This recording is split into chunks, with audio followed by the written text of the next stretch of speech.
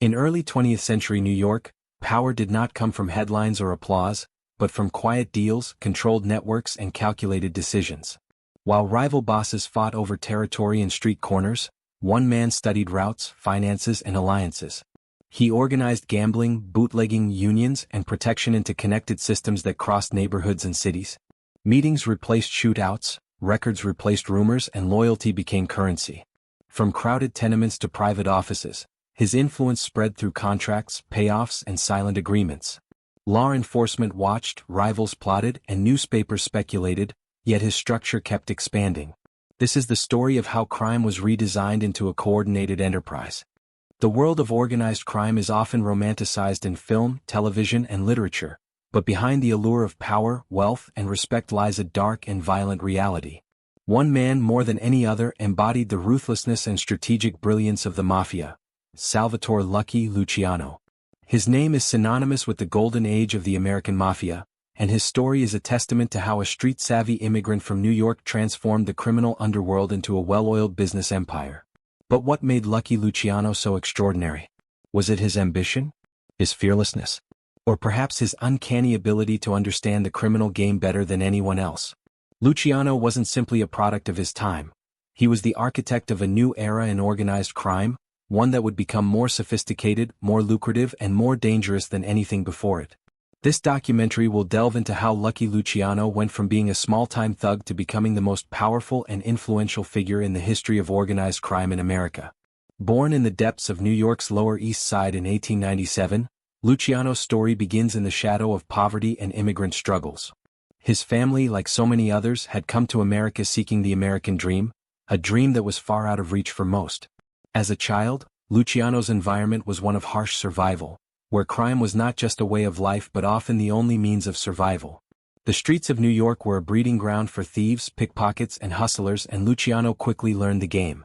But there was something different about him. While others focused on quick scores, Luciano saw something bigger, something more enduring. He realized that power and wealth didn't come from small-time tricks but from building a system, creating networks, and, above all, controlling people. At an early age, Luciano understood that in the world of organized crime, the most important currency wasn't just money, it was loyalty. And loyalty could only be ensured through fear, respect, and the promise of more power. The street kids he grew up with would eventually become pawns in his grand vision of a criminal empire. But Luciano's story is not just one of ambition. It's a story of a man who knew how to leverage his enemies as much as his allies, using their strengths to further his own rise.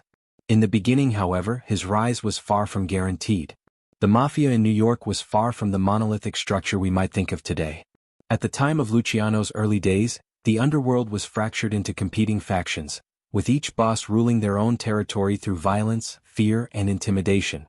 The five families of New York, the Genovese, Gambino, Lucchese, Bonanno, and Colombo families, were all trying to carve out their own piece of the pie.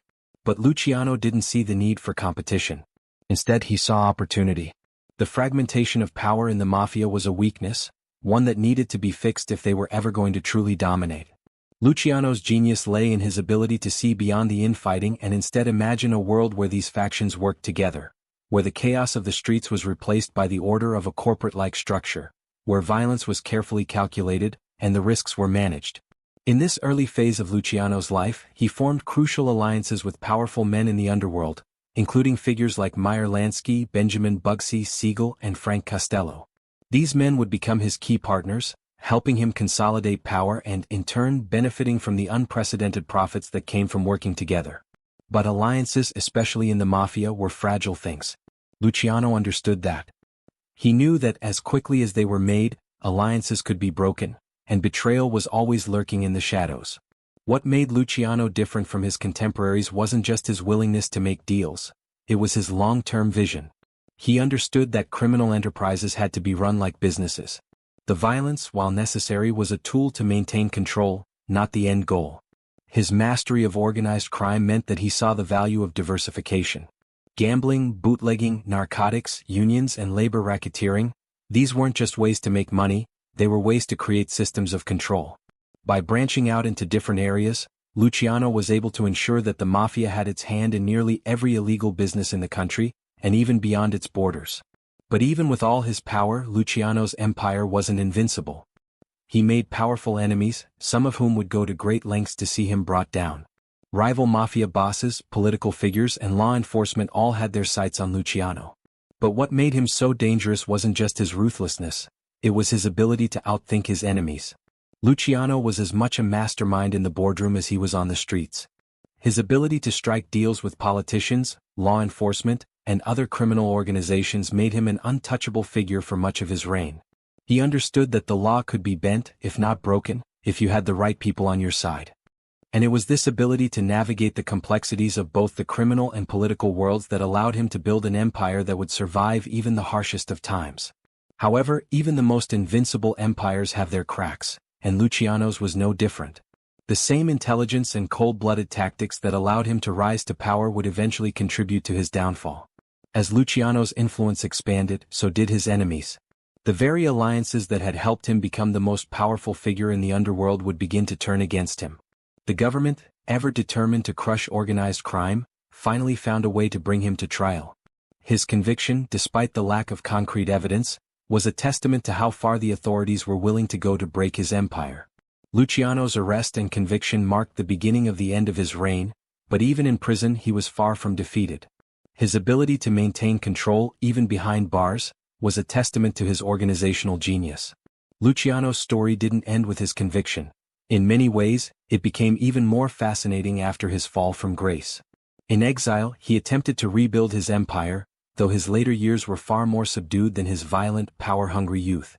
Despite his downfall, the methods he created, the structure he imposed on the Mafia, would become the blueprint for future generations of criminals.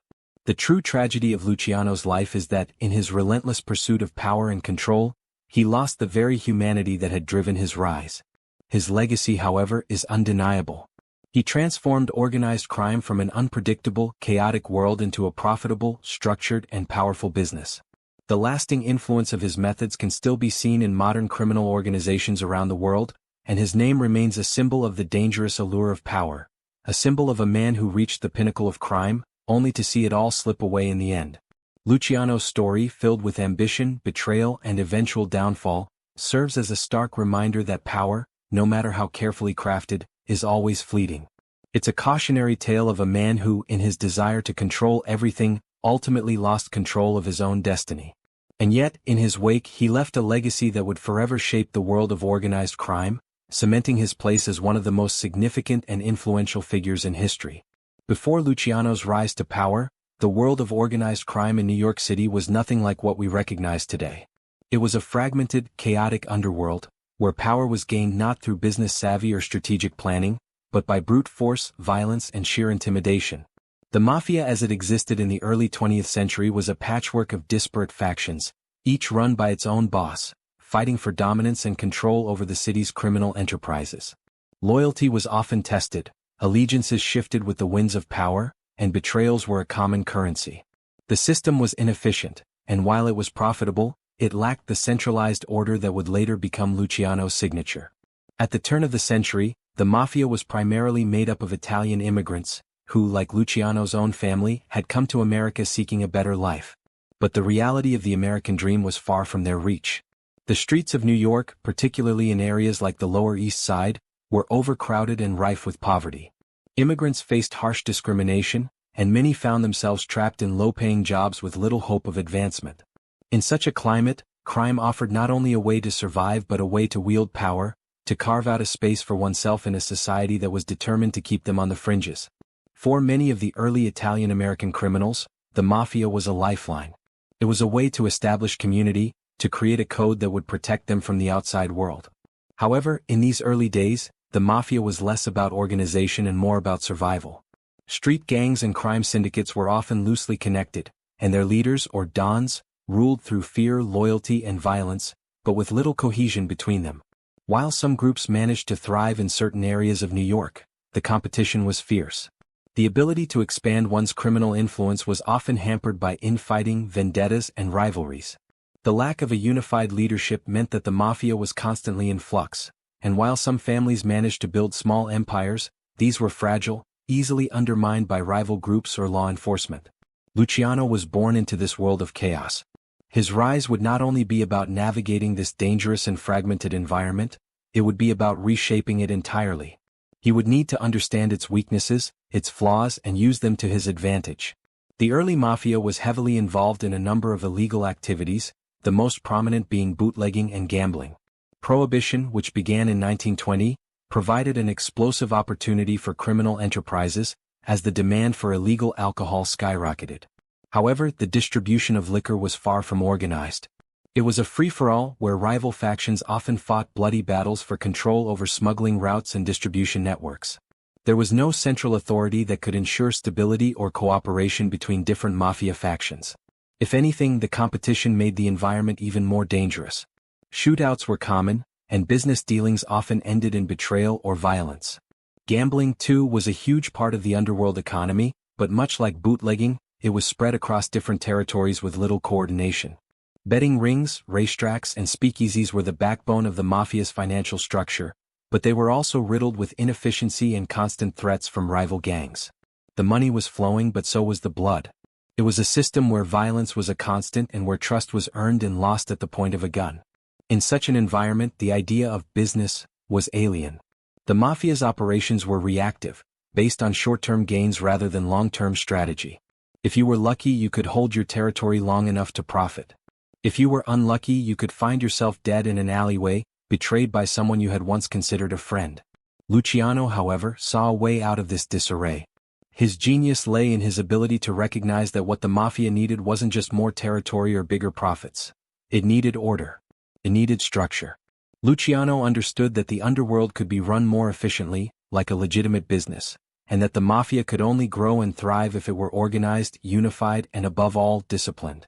The chaos that defined the early Mafia was a liability, and Luciano was the man who would turn it into strength. At the time, the Italian-American criminal world was dominated by a few powerful families, most notably the Morello, the Genovese, and the Maranzano families. These families ruled through fear, violence, and intimidation, but their power was limited by constant infighting. Their territories overlapped, creating competition, which led to gang wars and bloody battles for supremacy. Each family had its own interests, often at odds with others. There were few alliances and fewer still that lasted. Luciano knew that if he wanted to take control, he had to unite these fragmented factions. But how could he do that when the entire system was built on mistrust and betrayal? The answer was both simple and brilliant. He would offer stability, a sense of order, and most importantly, profits. Luciano was more than just a mobster. He was a visionary. He recognized that the Mafia needed to adapt, evolve, and become a cohesive organization. He would become the man to bring about that change.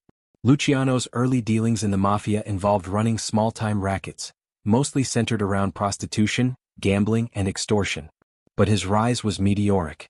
He quickly gained the trust of key figures in the underworld, forming strategic alliances that would later serve as the foundation of his power.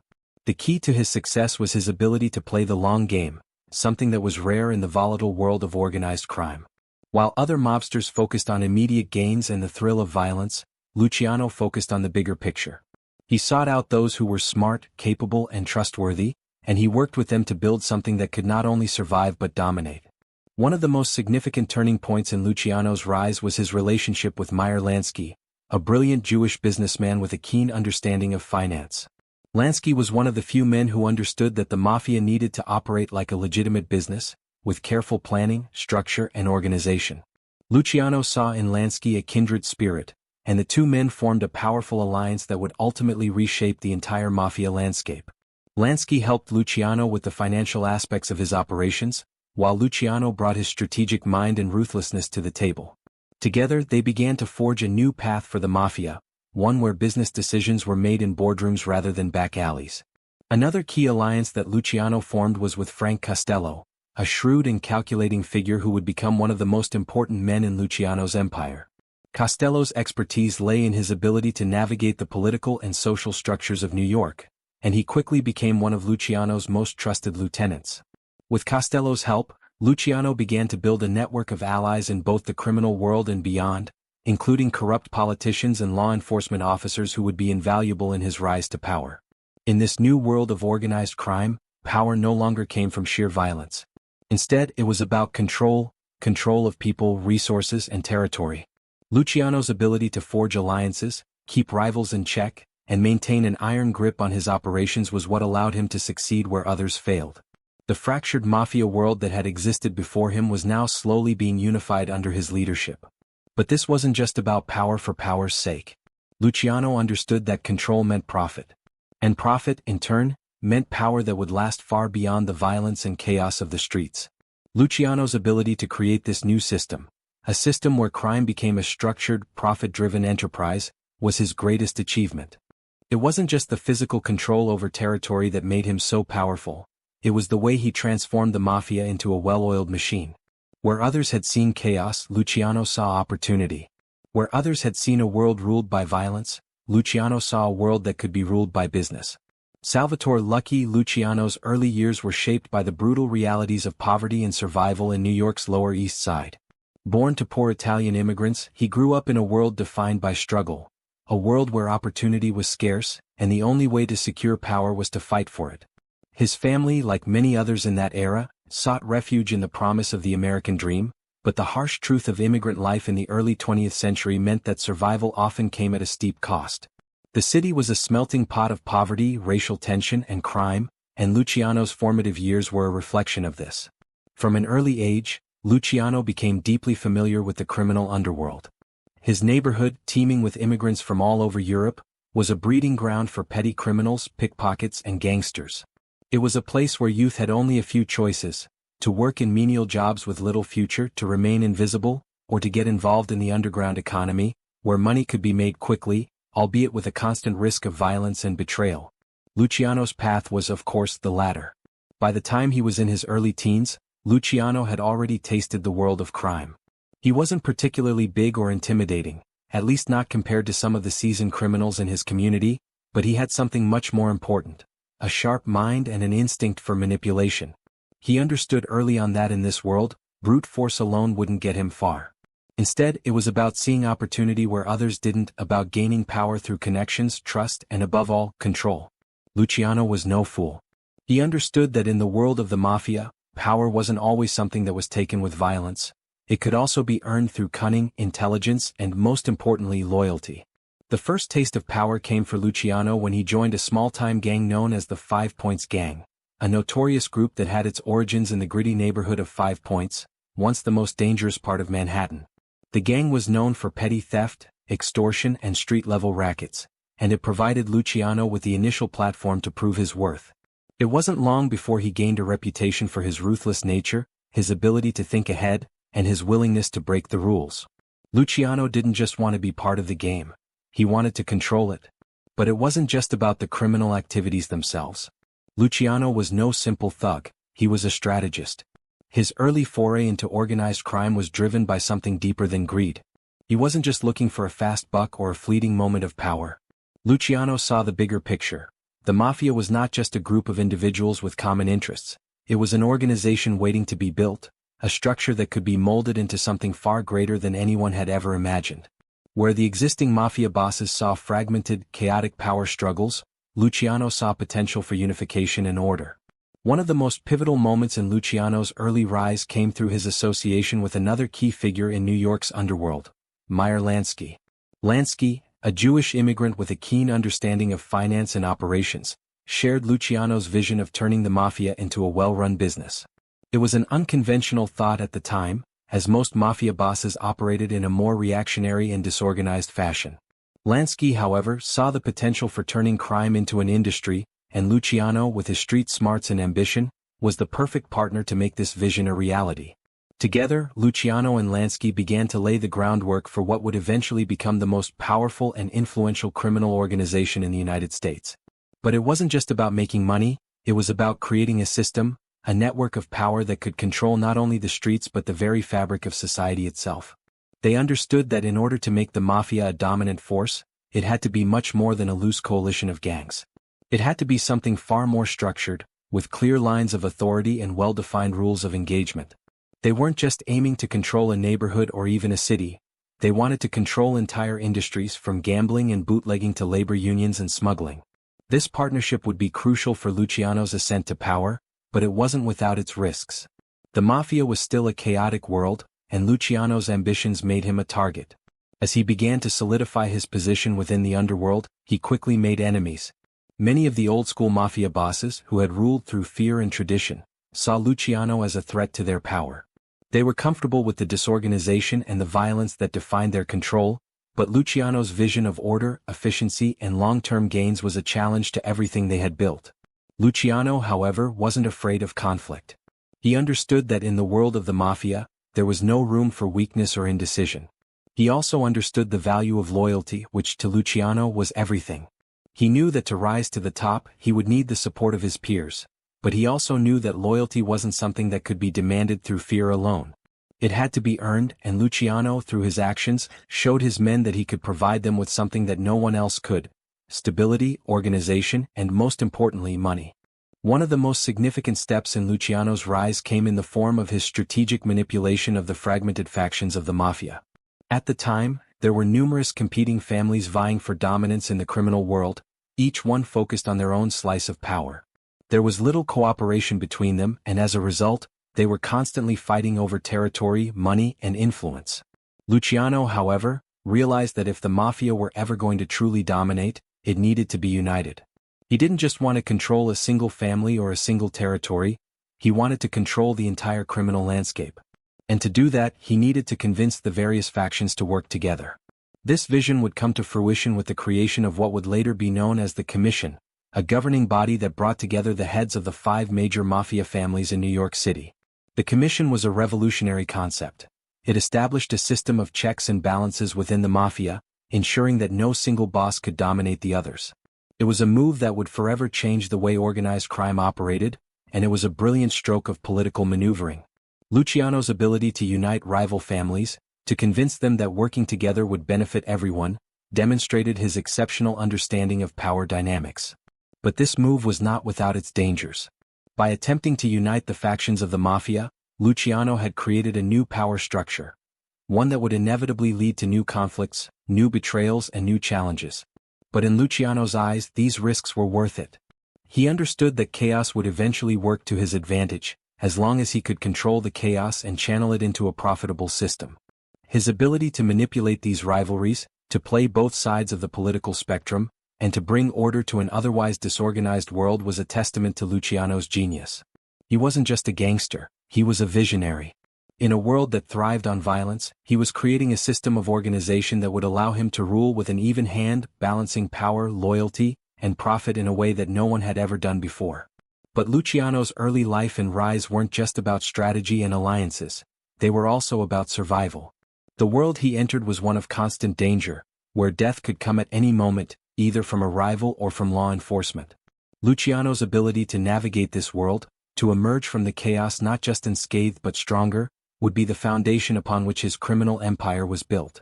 Through his resilience, intelligence, and ruthlessness, he was shaping a new era in organized crime, one where the rules were written not by force, but by the careful manipulation of power and influence.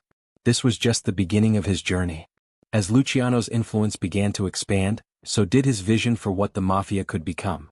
The chaos that had once characterized the underworld of New York no longer suited him. Luciano wasn't interested in petty turf wars or small-time extortion rackets. He saw a far grander picture. The criminal enterprises he controlled, from gambling to bootlegging to labor racketeering, could be organized into something much more profitable and more powerful. But to do so, he needed to transform the way the mafia operated. What Luciano sought to create was nothing short of a revolution in organized crime.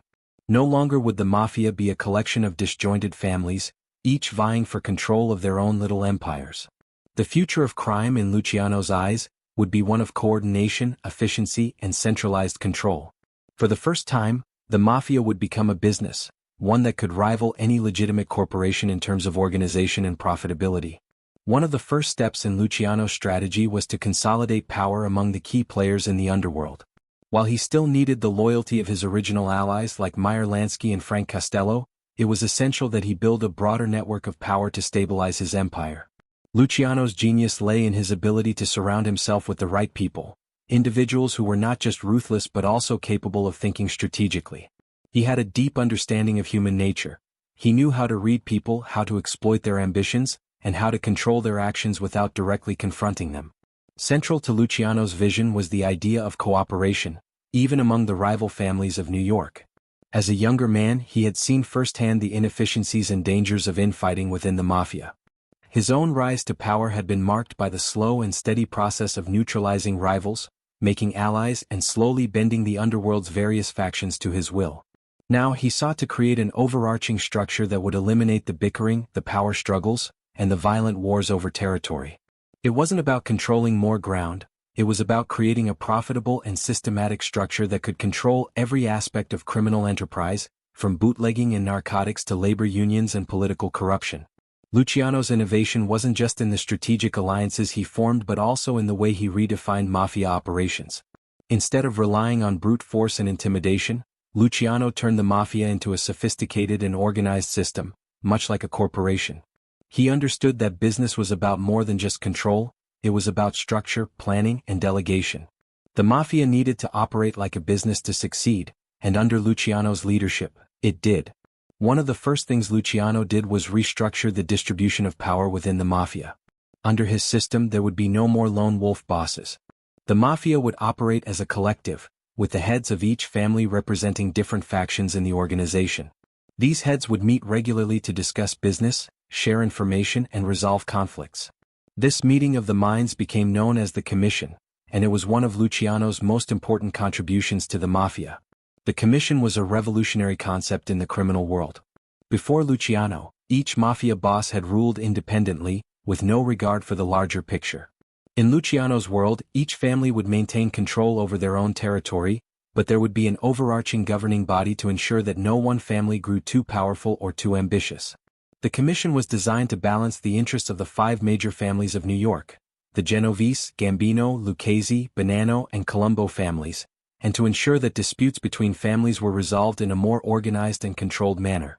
The commission wasn't just a council of Mafia bosses. It was a tool for Luciano to keep the peace among factions and create a sense of order within the chaos.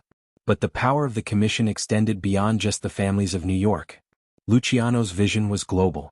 He saw the Mafia as an international enterprise, one that could infiltrate cities across the United States and around the world. As such, he began to forge connections with criminal organizations outside of New York, including those in Chicago, New Orleans, and even Cuba. The reach of Luciano's influence expanded beyond the city's borders, and the Mafia began to operate like a multinational corporation with branches in cities across the United States. This international expansion was not just about increasing power, it was about controlling the flow of illicit goods. The Mafia had always been involved in the trade of alcohol and gambling, but under Luciano, the scale of their operations grew exponentially. Luciano saw the potential for profits in new areas, particularly in the world of narcotics. Although narcotics were still illegal, Luciano saw the long-term profitability of drug trafficking, and he began to build a network for the distribution of heroin and other drugs across the United States. The key to Luciano's success was his ability to maintain a delicate balance between his criminal operations and his relationship with the political and law enforcement establishments. While other Mafia leaders tried to stay under the radar, Luciano embraced the idea of political connections. He understood that crime could never be eliminated, but it could be managed and manipulated through politics. His relationship with corrupt politicians, law enforcement officers, and even union leaders allowed him to protect his operations and ensure that his activities went largely unnoticed by the authorities. Luciano also understood the value of diversification. Whereas other crime syndicates focused solely on a single aspect of the illicit trade, gambling, bootlegging, or smuggling, Luciano expanded the Mafia's reach into a range of industries, including labor unions, trucking, and construction. He recognized that labor racketeering in particular was a way to gain control over major industries, ensuring that the Mafia's influence stretched across the very fabric of American business. By controlling unions, the Mafia could dictate the terms of work for thousands of laborers across the country. Construction unions in particular were a goldmine for Luciano and his allies, as they controlled the flow of contracts and ensured that Mafia-friendly contractors received the most lucrative jobs. Trucking, too, was a vital industry for Luciano's empire. The Mafia controlled the transport of goods, and by manipulating this network, they could dictate the prices of everything from food to electronics. It was a web of influence that reached into every corner of American society, and Luciano was the mastermind behind it all. His ability to think long-term, to see opportunities where others saw only short-term gains, was what set Luciano apart from other mobsters. He wasn't just playing the game of the moment, He was creating an empire that would endure long after his death.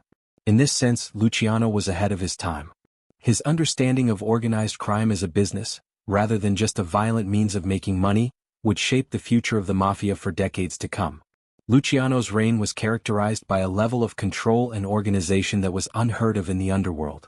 Unlike his predecessors who ruled through fear and violence, Luciano's power came from his ability to operate behind the scenes, to manipulate people and situations with a level of subtlety and finesse that had never been seen before. He created a system in which loyalty, respect, and discipline were the guiding principles. While other bosses might have relied on brute force to maintain their power, Luciano's empire thrived on structure and organization. He made the Mafia a business, and through that transformation he ensured its future. But Luciano's success also created new problems. As his empire grew, so did the number of enemies.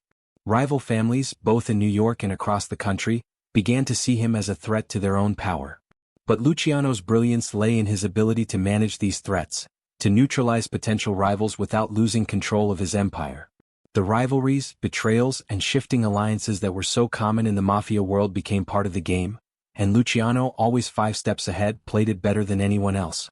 Through his strategic alliances, his manipulation of rival factions, and his creation of a centralized, profit-driven Mafia empire, Luciano had not just reshaped the criminal world. He had changed it forever. Where others saw disarray and violence, Luciano saw potential and opportunity. Where others relied on fear, Luciano relied on intelligence and foresight.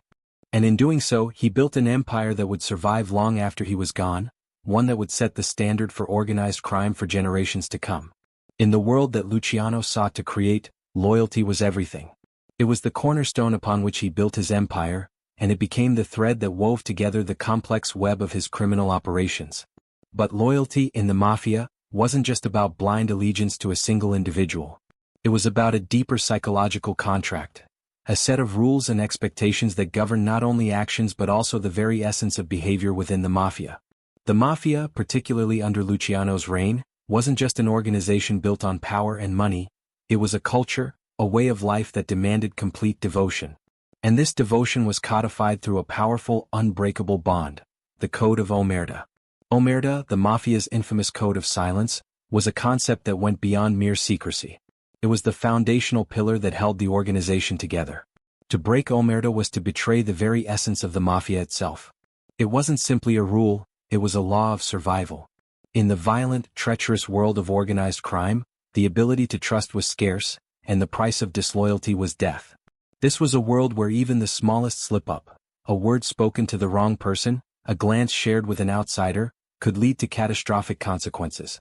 Loyalty was not just encouraged, it was demanded, and betrayal was met with swift and brutal retribution. Luciano understood that loyalty was the glue that held his empire together. His ability to inspire such deep devotion among his men was key to his success. But loyalty in the Mafia, especially under Luciano's reign, was complex.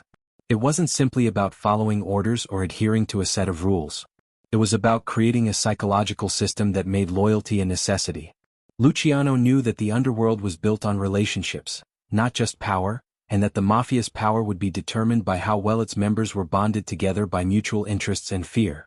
The psychological power of Omerta lay in its ability to control behavior through fear, respect, and honor. The Mafia was a place where personal survival was intricately tied to the survival of the group. Breaking the code of silence wasn't just an act of disloyalty, it was an existential threat to everyone involved. Informants and traitors, or rats, were the ultimate taboo in the Mafia. They didn't just undermine the organization's power, they threatened its very structure. The penalties for breaking Omerta were severe, often culminating in death. This system, which Luciano helped to cultivate, created a world where the only thing that mattered was the collective, and the idea of betrayal was so psychologically ingrained that it could only be confronted with ruthless finality. But while Omerta was the most prominent aspect of loyalty within the Mafia, it wasn't the only force that bound Luciano's empire together. Respect also played a crucial role in maintaining order within the criminal underworld. Luciano understood that respect, both from within the ranks and from outsiders, was essential to maintaining control. It wasn't enough to demand loyalty from his men. He also needed their respect, and that had to be earned. Luciano wasn't just a boss who ruled through fear. He was a leader who demanded admiration, who showed his men that he had the intellect and the vision to take them to places they had never dreamed of. His ability to inspire respect was part of what made him such a dominant figure. Respect, in the context of the Mafia, didn't just mean authority, it meant a code of conduct that everyone had to adhere to. In the Mafia's hierarchical structure, everyone had a role to play, and there were certain expectations associated with those roles. Whether it was the loyalty of the soldiers who carried out the orders or the respect of the higher-ups who made strategic decisions, the balance of power within the Mafia was delicate, and Luciano understood how to maintain it. He knew when to be kind, when to be calculating, and when to be ruthlessly decisive. It was this balance, the ability to be both feared and respected, that made him such an effective leader. However, even within this seemingly stable and well-ordered structure, there were always undercurrents of tension. In a world where betrayal was the greatest sin, trust was never absolute. Every relationship, even one built on loyalty, was fragile. The tension between loyalty and betrayal ran deep in the veins of the Mafia, and it was a constant struggle for those involved. No matter how tight the bonds of loyalty appeared to be, there was always the looming possibility of betrayal. The very nature of the underworld was built on secrets, double-dealing, and manipulation, and even the most trusted men could one day become threats to the empire. Luciano, however, was a master of keeping these tensions in check.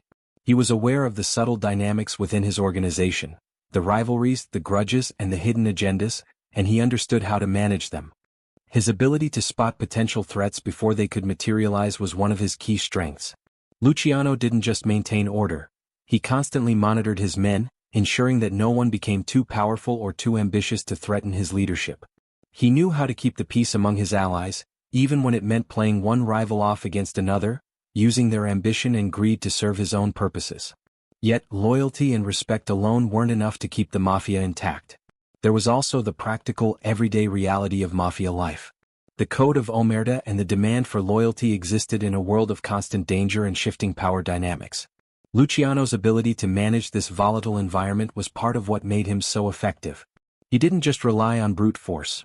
He understood that the Mafia had to operate within the confines of the law, manipulating the system to his advantage without getting caught. His relationship with corrupt politicians, law enforcement officers, and other key figures allowed him to control the criminal world without drawing too much attention to himself. But even as Luciano built his empire, there were signs that the world he had created was becoming more fragile. The tension between loyalty and betrayal, between respect and power, was never fully resolved. The deeper Luciano's empire grew, the more cracks began to appear in its foundations. There were always new rivals, always new challenges, and always the constant threat of exposure from those within his ranks. For every man who swore loyalty to Luciano, there was always the chance that someone would break the code and expose the cracks in the empire. The true test of Luciano's ability to maintain loyalty came when he was at his most vulnerable. As his power grew, so did the attention he attracted from law enforcement and his rivals. The risks of operating on such a massive scale were high, and the stakes were even higher. Luciano understood that maintaining the loyalty of his men was no longer just a matter of managing relationships.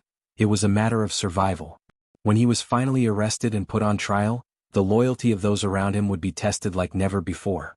Throughout his trial and subsequent imprisonment, Luciano's ability to maintain control over his criminal empire was put to the ultimate test. Even behind bars, he had to rely on the loyalty and respect of his men to continue his operations. The code of omerta, which had been so critical to the success of his empire, was put into action more than ever. Luciano's ability to maintain his grip on the underworld, even from prison, was a testament to the depth of the loyalty he had cultivated over the years. It was this loyalty, built on fear, respect, and the ironclad rule of omerta, that allowed him to survive when others would have crumbled. In the end, Luciano's legacy wasn't just about the empire he built or the wealth he amassed. It was about the culture of loyalty and respect that he instilled in the Mafia. The code of omerta, while designed to protect the Mafia from law enforcement and rival gangs, also served to bind its members together in a system of mutual dependence and fear. Loyalty in Luciano's world was the ultimate form of power, and it was through this loyalty that he was able to create one of the most successful and enduring criminal empires in history. The code of silence, the respect for authority, and the unbreakable bonds of loyalty were what allowed Luciano to rise to the top, and ultimately what would help his empire survive long after his downfall. Luciano's transformation of the Mafia into a more organized, business-oriented entity would have been impossible without the role that business and commerce played in his empire. Unlike the chaotic, violent world of traditional Mafia life, which relied heavily on brute force and instinctual power struggles, Luciano had a different vision. He saw criminal enterprises as businesses, operations that needed structure, discipline, and an eye for long-term profits. This shift in mindset set him apart from his predecessors and would ultimately lay the foundation for the immense success and longevity of his criminal empire. One of Luciano's greatest innovations was his ability to turn the Mafia into a profitable business, not just a network of disorganized rackets. The key to this shift was understanding that illegal businesses were still businesses, and like any legitimate business, they required careful planning, management, and strategic investment. Luciano's first major step was organizing the Mafia's most lucrative operations, bootlegging and gambling, into a more cohesive, efficient network. Instead of having competing factions fight for control over small territories or petty criminal activities, Luciano saw that he could centralize the distribution of goods and control key industries, bringing in profits that were far greater than what the fragmented, chaotic world of the old Mafia could generate. The most obvious example of Luciano's business acumen was his handling of Prohibition, the period from 1920 to 1933 when the United States outlawed the production, distribution, and sale of alcohol. While many criminal organizations had been involved in bootlegging prior to Prohibition, Luciano was among the first to recognize the opportunity for massive profits. Under his guidance, the Mafia no longer relied on small-time operations, each working independently. Instead, Luciano brought together various bootlegging organizations, established a vast network of distributors, and coordinated smuggling operations on an unprecedented scale. Luciano understood that, in business, success came down to control over distribution channels, and the Mafia's control of those channels during Prohibition was staggering. He was able to secure critical relationships with corrupt officials, law enforcement officers, and even politicians who turned a blind eye to the smuggling operations and the sale of alcohol. This gave Luciano not just the advantage of operating without interference, but the ability to grow the operation exponentially. His network spanned the United States and even beyond, creating a monopoly on bootlegged alcohol that generated millions of dollars. This was a far cry from the small, isolated smuggling rings of the past. Under Luciano, bootlegging was turned into a highly efficient, well-organized criminal industry. One of Luciano's most shrewd moves was his ability to avoid the pitfalls that had plagued earlier bootlegging operations. While previous bootlegging operations had been plagued by infighting, inefficiencies, and localized violence, Luciano avoided these problems by creating a system that was much more centralized and cooperative. Instead of rival factions fighting for control of particular neighborhoods, Luciano created alliances between different Mafia families. This was part of his broader strategy to unite the fragmented Mafia world under his leadership. With the Commission serving as the governing body for all Mafia families, Luciano was able to smooth over disputes, reduce territorial clashes, and create a system where everyone benefited, and everyone ultimately worked for him. At the heart of his strategy was the creation of a vast network of trusted lieutenants, men who operated like managers in a business. He didn't rely on the brute force of enforcers to maintain control. Instead, he appointed skilled individuals to oversee the various operations, ensuring that each aspect of his empire ran efficiently.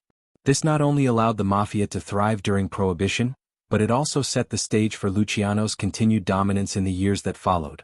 As profitable as bootlegging was, Luciano wasn't satisfied with just one lucrative business.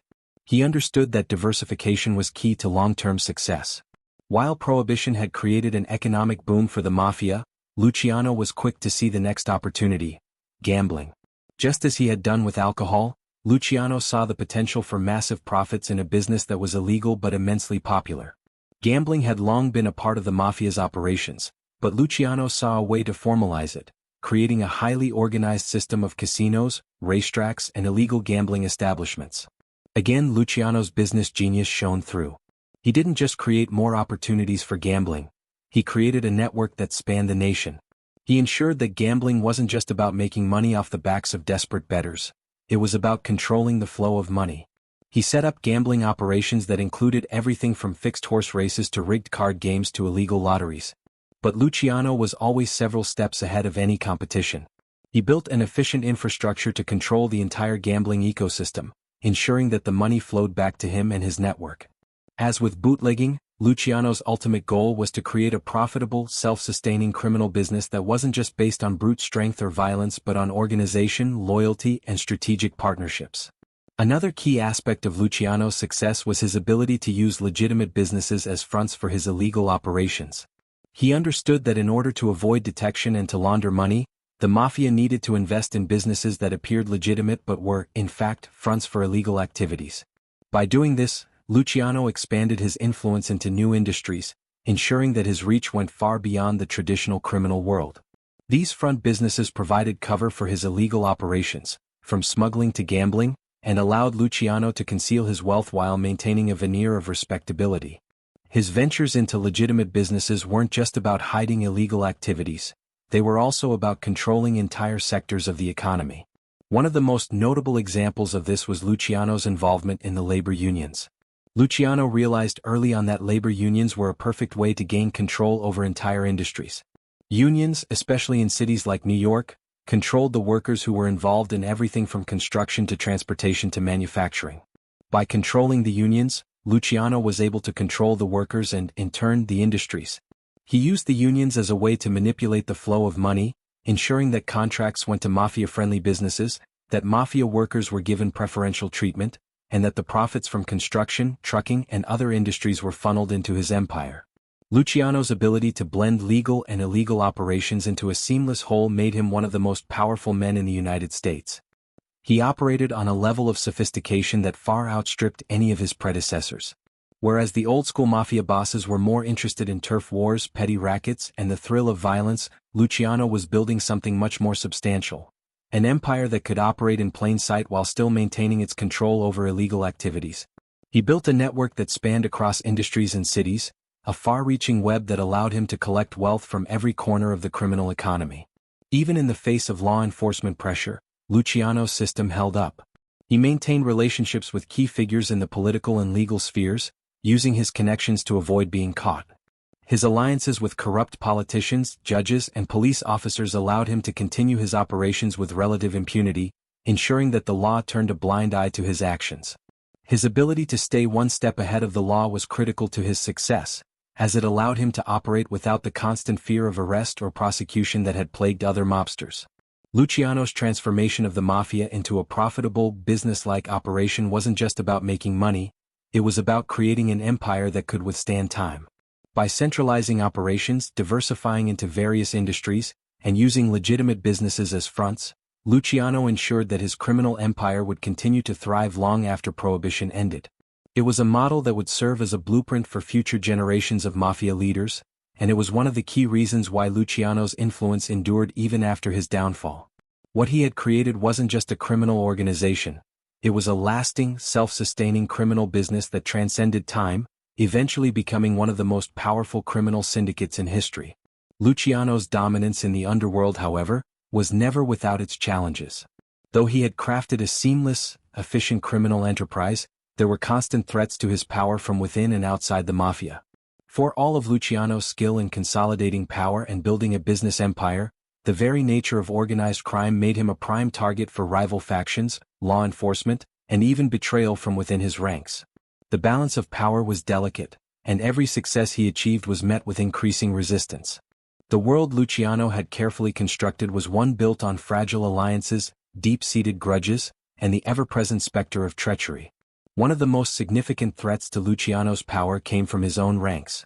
As he gained more power, the more he attracted jealousy and rivalry from other mob bosses. The Mafia, after all, was a competitive world, where power and influence were constantly up for grabs. It wasn't long before Luciano's relationships with other powerful figures in the Mafia began to sour. Luciano's rise to the top had been an uphill battle, one that had involved tactical maneuvering, political manipulation, and plenty of violent confrontations. But in order to solidify his position, he had to engage in constant negotiation with other powerful men who were not necessarily aligned with his vision. For Luciano to ascend to the level he did, he had to walk a fine line, keeping his enemies close while solidifying his alliances. The tipping point came when the tension between Luciano and other Mafia figures reached a boiling point. His rapid rise did not sit well with some of the older, more entrenched figures of the underworld. Many of them had been operating under the old-school model of Mafia rule, where loyalty was valued above all else, and brute force was often the primary means of maintaining control. They saw Luciano's more business-oriented approach as a threat to the very fabric of their power. They were suspicious of Luciano's ability to unite the families under one banner, and they worried that his vision would erode the traditional power structure. One of the first major threats to Luciano came from the notorious mob boss Salvatore Maranzano, who had been one of the most powerful figures in the Mafia. Maranzano had been leading the charge against what he viewed as the growing power of new, more modern gangsters like Luciano. He saw Luciano as a usurper and a threat to his control of the Mafia, and he was determined to put an end to Luciano's rise.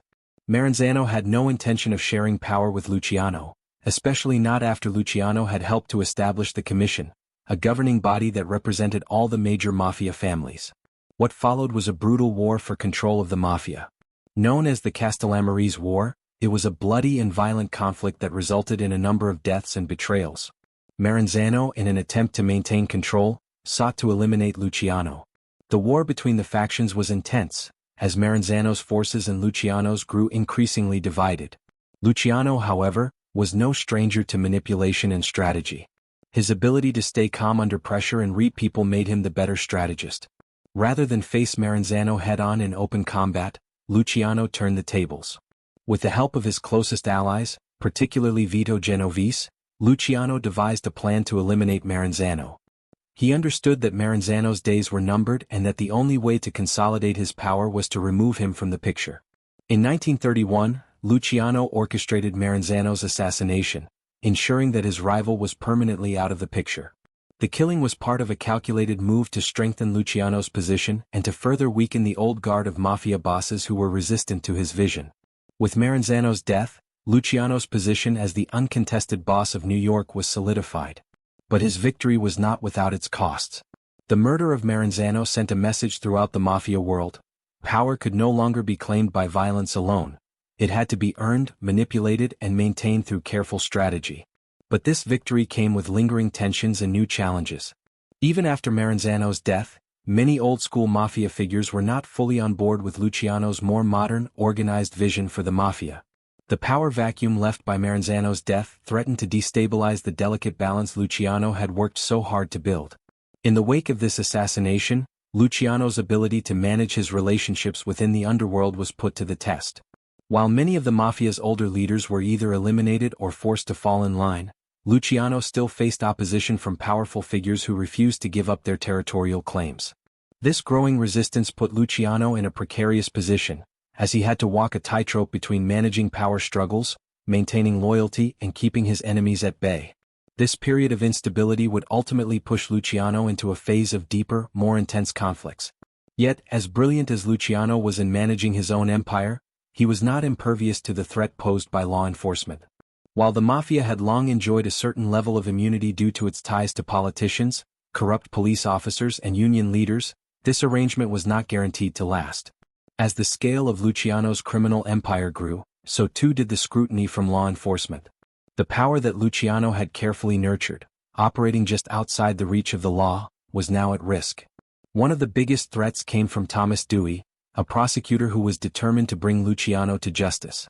Dewey had a reputation for relentlessly pursuing criminals, and he had made it his personal mission to take down the powerful Mafia bosses who controlled New York. Dewey's pursuit of Luciano would ultimately become one of the most significant challenges Luciano faced in his career. But Luciano was no stranger to the law. He had always known how to operate in the shadows, how to manipulate the system, and how to use his connections to avoid conviction. Yet Dewey was relentless in his pursuit, and Luciano found himself increasingly cornered. In 1936, Luciano was finally arrested on charges of compulsory prostitution, a crime that was linked to his involvement in the operation of numerous brothels throughout the city.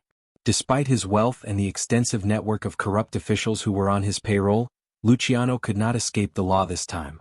After a highly publicized trial, Luciano was convicted and sentenced to 30 to 50 years in prison. His fall from power, so sudden and complete, marked the beginning of the end for his reign. What made Luciano's downfall particularly poignant was the fact that he was not a man who relied solely on violence or intimidation. His power came from his ability to think strategically, his uncanny knack for alliances, and his ability to play the long game. Yet, in the end, it was a simple charge, one that many Mafia bosses had faced before him, that brought about his downfall. The system that he had worked so hard to manipulate and bend to his will ultimately turned against him. And this time there was no one left to help him slip through the cracks. Despite this, Luciano's influence did not fade away entirely. Even after his conviction and imprisonment, he remained a central figure in the Mafia world. He still held sway over the operations of the underworld, even from behind bars. Luciano was able to maintain control over his empire by using intermediaries and by maintaining close relationships with his lieutenants on the outside. His reputation, his network, and his mind for business ensured that his legacy lived on long after he had been removed from the front lines. Luciano's ability to survive the war with Maranzano, maintain control over his operations, and weather the storm of his eventual arrest demonstrated the resilience of his empire. The fall, however, would never fully erase the magnitude of what he had achieved. It was a story of power, betrayal, and resilience that would serve as a testament to the enduring complexity of the Mafia and the men who built it. In the end, Luciano's empire would evolve, adapting to new challenges, but his legacy, both his rise and his eventual fall, would remain one of the most profound and influential in the history of organized crime. Luciano's rise to the top of the Mafia had been nothing short of extraordinary, and his downfall, though inevitable, was a significant turning point in the world of organized crime. His arrest and conviction marked the beginning of a new phase in his life, one where his power and influence would be tested in ways he had never before imagined. Though incarcerated, Luciano's presence in the underworld remained undeniable, and he continued to exert control over his empire from behind the prison walls. His ability to maintain power, even from the confines of a prison cell, spoke volumes about the network of loyalty and fear he had cultivated over the years.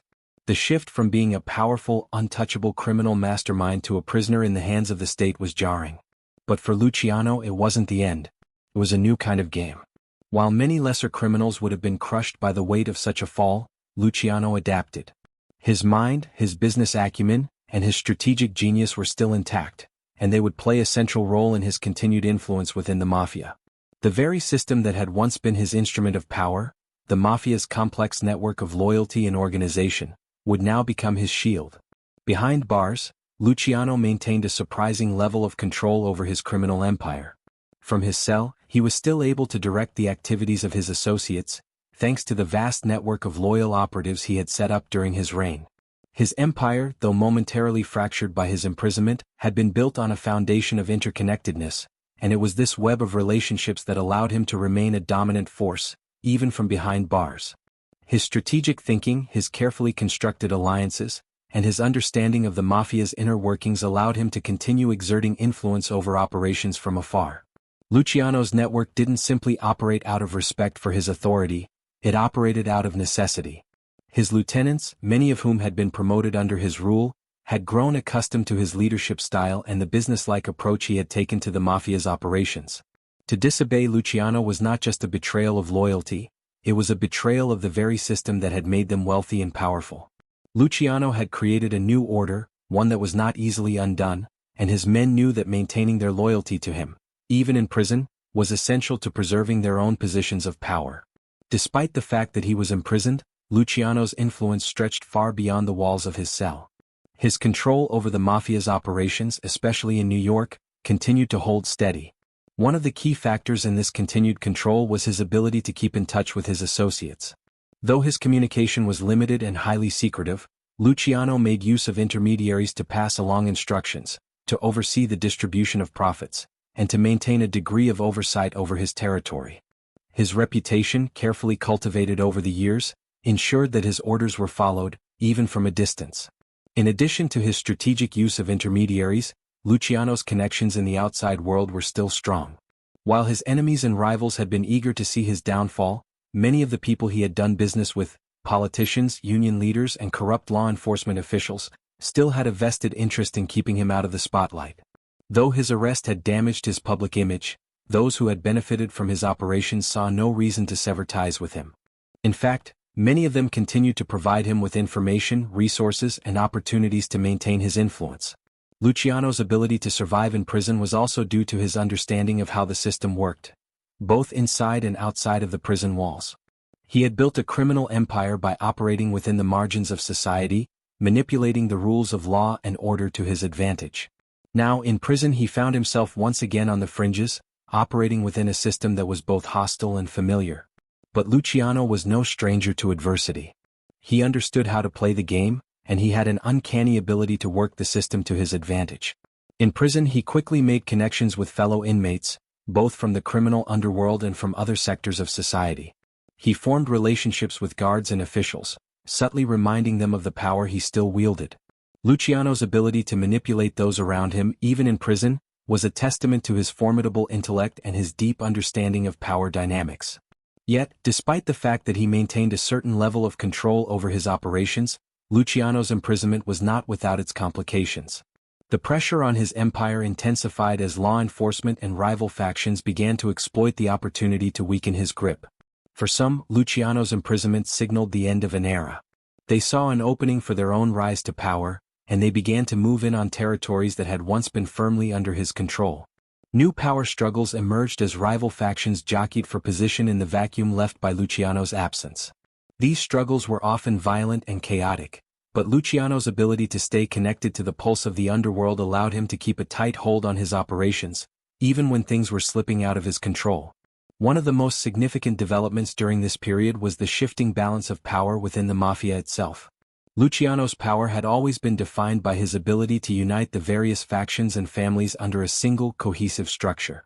But with him behind bars, the old rivalries began to resurface.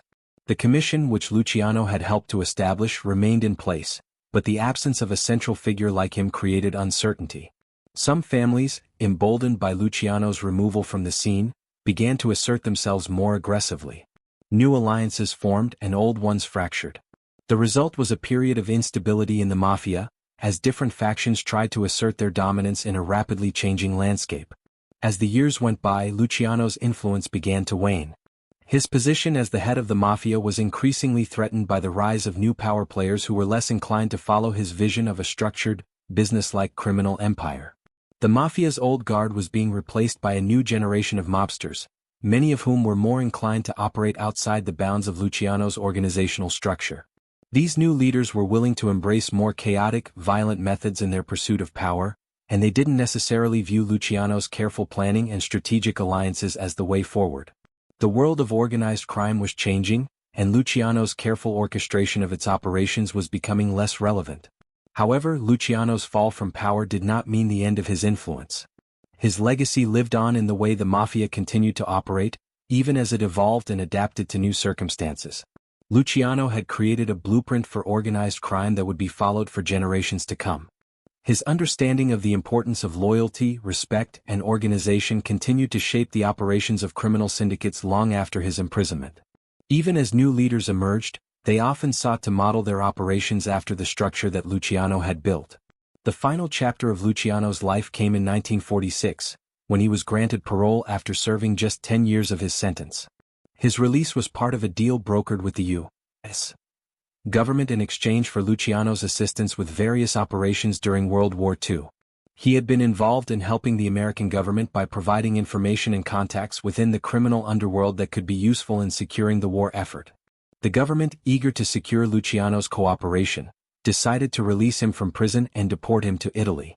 Luciano's return to Italy marked the end of his role as a dominant figure in the American Mafia. Though he was no longer in a position of power in the United States, his influence over the Mafia's operations in Italy and other parts of Europe remained significant.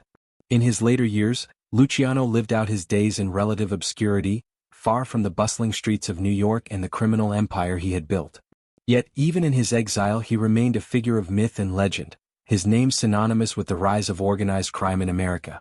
Luciano's journey, from the heights of power to the depths of imprisonment and exile, was a story of both triumph and tragedy.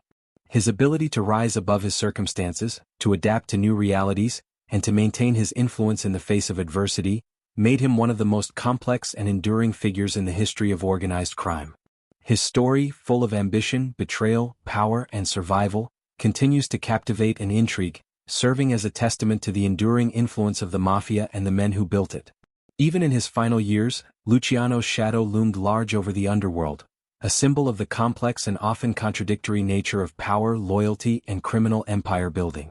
The downfall of Charles "Lucky" Luciano, once considered the most powerful figure in American organized crime, came swiftly. He had spent years building an empire, carefully designing an intricate network that spanned across the criminal underworld, from gambling to prostitution, bootlegging to labor unions. He had been untouchable, a king in his own right, a figure feared and respected across the mafia world. Yet, as is often the case with figures of immense power, his empire was bound to crumble, not from a single bullet or a rival's ambition, but from the very system he had spent years manipulating and outsmarting. Luciano's fall wasn't simply due to betrayal or a flaw in his leadership. It was the result of a perfect storm of forces: law enforcement, internal rivalries, and the shifting tides of the criminal underworld. It was a long-anticipated collapse, but even in his most desperate hour, Luciano showed the world how power could survive, even in the face of overwhelming adversity. The beginning of Luciano's downfall, paradoxically, can be traced back to his immense success. The very structure he had created, the commission, the cooperation between mafia families, and the businesslike approach he had instituted to run the mafia, had made him powerful, but it had also made him vulnerable. The moment Luciano became the boss of bosses, the head of the commission, he became a target, not just from law enforcement but from within the ranks of the underworld itself. He was no longer just a powerful player, he was the face of the new, more structured mafia, and with that came enemies both inside and outside the organization. In the early 1930s, when Luciano solidified his control over the mafia, he had done so by eliminating his competitors, most notably Salvatore Maranzano. The war for control of the mafia, known as the Castellamarese War, had left Luciano victorious, but it had also planted the seeds of future conflict.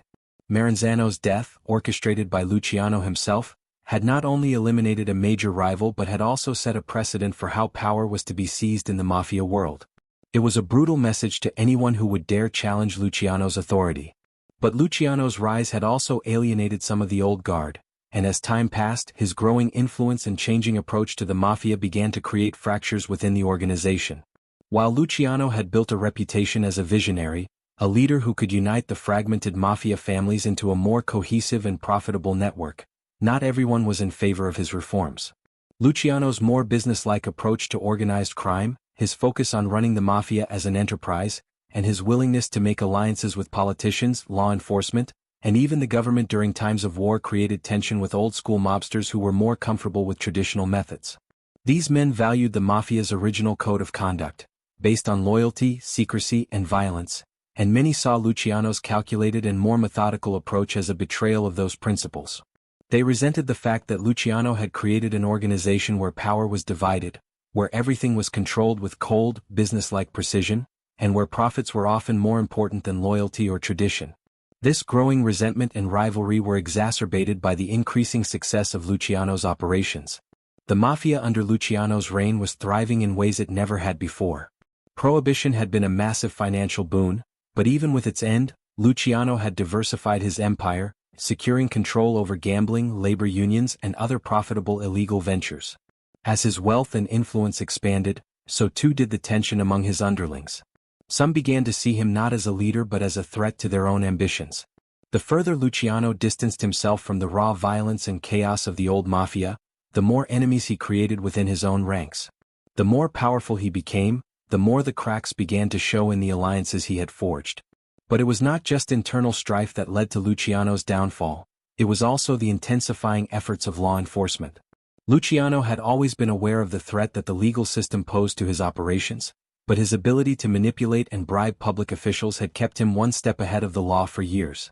However, by the mid-1930s, the authorities were beginning to close in on him. Prosecutors, led by the relentless Thomas Dewey, had made it their mission to bring Luciano down.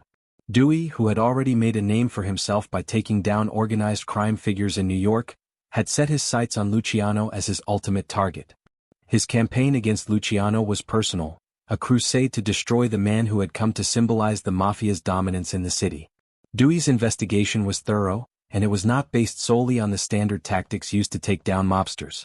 While Luciano had been involved in numerous criminal enterprises, from bootlegging to illegal gambling, from narcotics trafficking to labor racketeering, his most significant vulnerability was in his involvement with prostitution rings.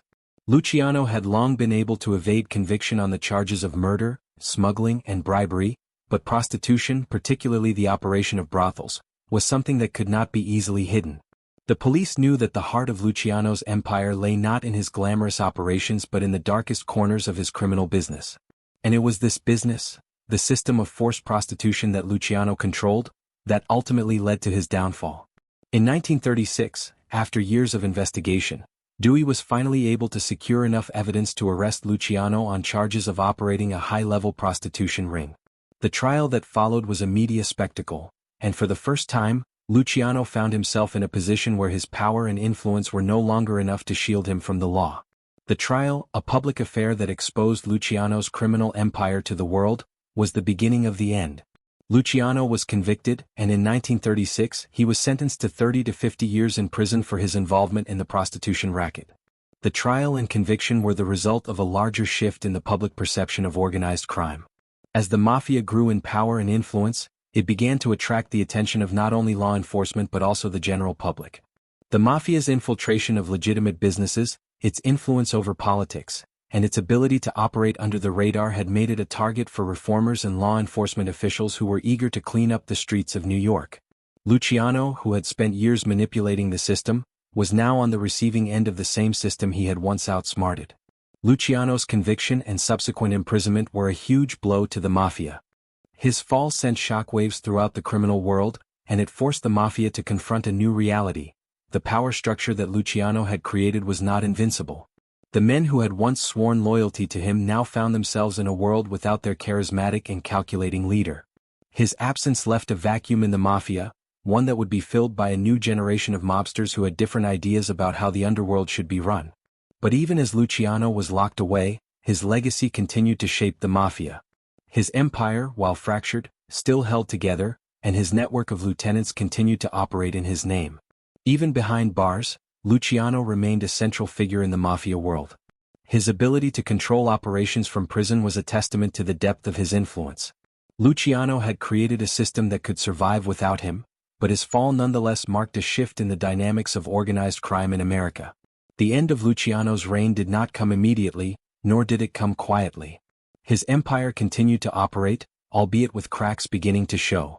The power struggles that followed his arrest were inevitable, as various factions of the Mafia jockeyed for control. But no one would ever again hold the same level of influence that Luciano had. His fall marked the end of one era and the beginning of another, one that would be marked by greater violence and more unpredictable power struggles. But Luciano's legacy was undeniable. Despite his conviction and eventual deportation to Italy, his name would forever be associated with the rise of organized crime in America, a symbol of the way in which power could be seized, consolidated, and ultimately lost. The story of Lucky Luciano was not just about a man's rise to power, it was about the forces of betrayal, law, and fate that can bring even the greatest criminals to their knees. The trial of Charles Lucky Luciano was not just another legal battle. It was a media spectacle that captured the public's attention and turned the American Mafia into a subject of national fascination. Luciano, the self-made boss who had orchestrated the unification of the Mafia families and built an empire based on strategic alliances and calculated business acumen, was now sitting in a courtroom, his fate hanging in the balance. The prosecution, led by the determined District Attorney Thomas Dewey, had spent years building a case against him, relying on a combination of hard evidence, witness testimonies, and strategic legal maneuvering. Dewey knew that taking down Luciano was more than just about securing a conviction. It was about sending a message to the criminal underworld that even the most powerful figures were not untouchable. Luciano's arrest in 1936 on charges related to the operation of a large-scale prostitution ring had been the culmination of Dewey's relentless pursuit of the Mafia. Despite Luciano's well-known ability to evade conviction through bribery and manipulation, Dewey had carefully crafted a case against him, relying on the testimony of corrupt officials, former associates, and prostitutes who had worked for Luciano's vast network of brothels. Luciano's fall from grace, from untouchable mob boss to accused criminal, was a dramatic shift in the perception of organized crime in America. The trial, which was widely covered by the media, exposed the inner workings of the Mafia to the public in a way that had never been done before. The courtroom drama that unfolded was a spectacle of its own. Luciano's defense team was formidable, but the evidence against him was overwhelming. Prosecutors presented a litany of charges against the notorious gangster, painting him as the mastermind behind a vast criminal enterprise that spanned from New York to the far reaches of the United States. Luciano, however, remained composed throughout the trial, a testament to his unshakable confidence and his ability to manipulate situations to his advantage. Even in the face of certain conviction, Luciano managed to maintain an air of control, never once showing fear or vulnerability. The case against Luciano was built on testimony from several key figures in his empire, including former associates who had turned against him in exchange for immunity. These witnesses painted a picture of a man who was not just a street-level gangster, but a mastermind who had orchestrated a sophisticated criminal network that was both profitable and ruthless. The prosecution's case was bolstered by evidence that included wiretap recordings, documents, and witness accounts that showed how Luciano had used his influence to bribe public officials, law enforcement officers, and politicians. His ability to manipulate the legal system had long been one of his greatest assets, but in this case, it was the very system he had so expertly navigated that would be his undoing.